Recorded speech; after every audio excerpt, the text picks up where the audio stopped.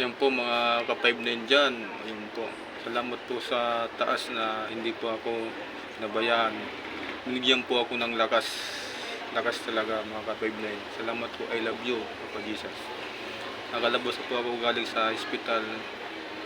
6 na araw po ako sa ospital, ayun po mga ka-5-9.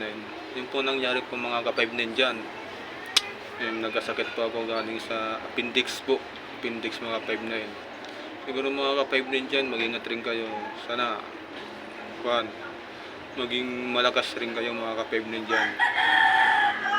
And ayun po mga ka-5-9 kasi nagkasakit pa ako. Pirahan pa ako mga ka-5-9.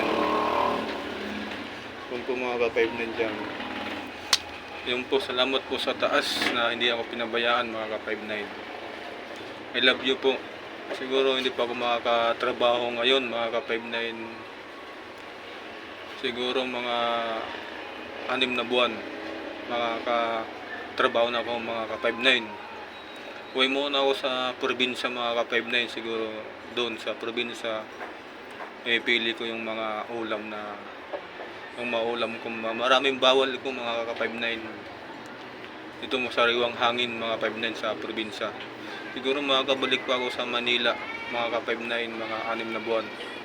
Yun po, ingat po mga ka-5-9 dyan, Galbis po. I love you po mga ka-5-9.